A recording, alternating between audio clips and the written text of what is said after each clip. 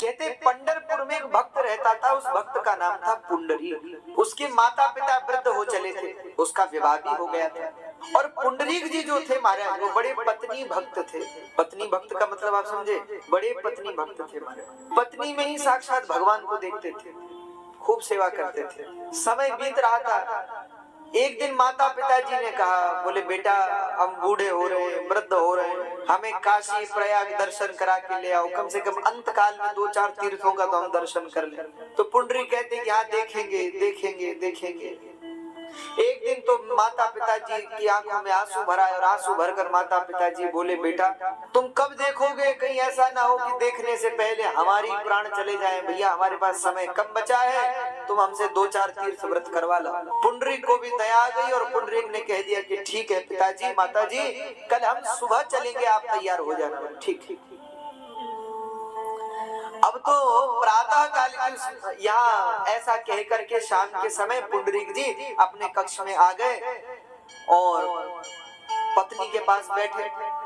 अब आराम करने लगे तो सोते समय पत्नी से कहा, देवी देखो कल हम तीर्थ यात्रा के लिए जाएंगे, जरा काशी प्रयाग में दर्शन करके आएंगे और अपने माता पिता भी वृद्ध हो चले, बहुत दिन से कह रहे हैं, उनको दर्शन करवा के ले आओ। तुम क्या कहती हो, तुम्हारी क्या आज्ञा है? तो पत्नी ने कहा कि जब खुद ही सारा कार्यक्रम बना लिया, अब हमसे काहे की आज्ञा ले रहे हो? अरे महाराज आप हमसे पूछ रहे हो कि हमें बता रहे हो? देखो दो प्रकार होते हैं, एक होता है पूछना, एक होता है बताना।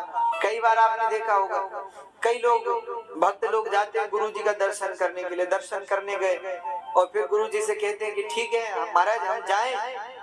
हमने तो देखा पुराने संत, खूब संतों के पास हमारा रहना हुआ, वो इस बात को लेके बड़ा हंसते थे, बड़ा मजाक उड़ाते। उनके पास अगर जाकर के कोई कहता कि महाराज जब हम घर जाएं, आपकी आज्ञा है तो महाराज जब चले, तो वो कहते थे कि एक बात बताओ, टिकट तो 2 महीने पहले से बनवा रखा है और पूछ हमसे रहे हो कि जाएं कि नहीं जाएं।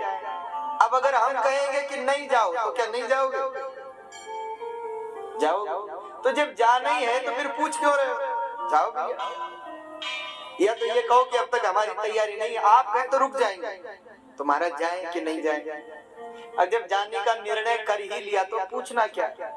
ये तो फिर बताना हुआ कि हम बता रहे हैं कि हम जा रहे हैं।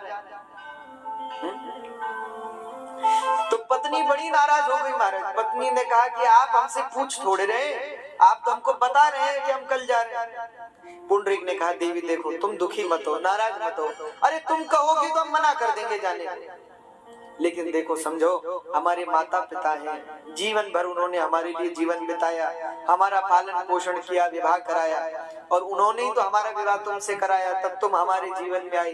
देखो भैया वो अब पता नहीं जीवन कितने दिन का बचा है, उनसे थोड़ा दर्शन करा लाए। पत्नी ने कहा कि चलो ठीक है महाराज, लेकिन बात ये है कि मैं भी आना चाहती हूँ, फिर मैं भी चलूंगी। पुंडरीक ने कहा कि इससे सुंदर बात तो और कुछ हो ही नहीं सकती, तुम भी चलो, क्योंकि तुम्हारे बिना हमारा मन कहाँ लगेगा, तुम भी चलो। पत्नी ने कहा कि तो ठीक है चलो।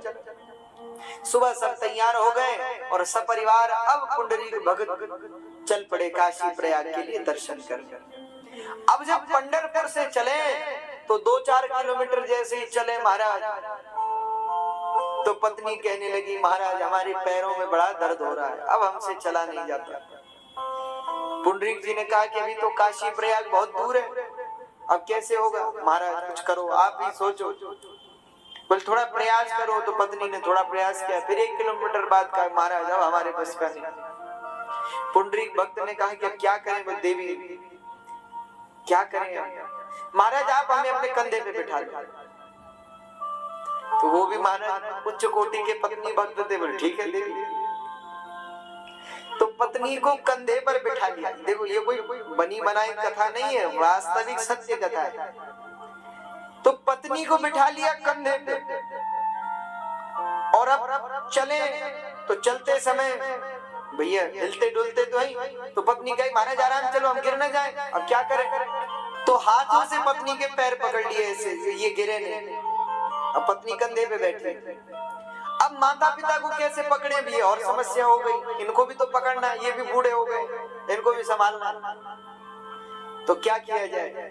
तो पुंडरीक जी ने क्या किया, दो रस्सियां बनाई, एक तो पिताजी के गले में डाल दी, एक माता जी के गले में डाल दी, और दोनों रस्सियां अपने हाथों पे बांध ली और ऐसे पत्नी को पकड़ लिया। अब चले तो माता पिता तो बिल्कुल पशु की तरह खींचते हुए, बिल्कुल सत्य घटना है। आज भी आप पंढरपुर में जाएंगे तो इस झांकी का दर्शन होगा, वहां चित्रों का दर्शन होगा। बेचारे माता पिता पशु की तरह बंधे, वृद्ध गले पे रस्सी और खींच रहे, और पुंडरीक जी पत्नी को कंधे पर उठा करके चल रहे मारे।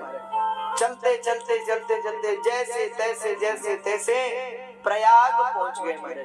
कहते हैं जैसे ही प्रयाग पहुंचे, प्रयाग में त्रिवेणी में स्नान किया, संगम में स्नान किया, और स्नान करने के बाद उनके तीर्थ पुरोहित जी का वहां घर था, तो रात्रि में तीर्थ पुरोहित जी के घर में आ गए। पहले ऐसा ही होता था, लोग होटल वगैरह में नहीं रुकते थे, जो उनके तीर्थ पुरोहित होते थे उन्हीं के यहाँ ठहरते थे। ये प्राचीन परंपरा है। आज भी अगर आपने देखा होगा, जो तीर्थ के पुरोहित होते हैं उनके पास पूरा लेखा जोखा होता है कि ये लोग हमारे यहाँ, मान लीजिए आप किसी तीर्थ में दर्शन करने जाते हैं तो फिर वहां पूछना पड़ता है कि भाई मान लीजिए आप काशी से आए तो काशी के तीर्थ पुरोहित कौन है, तो वो मिलेंगे आपको कि जी हम हैं।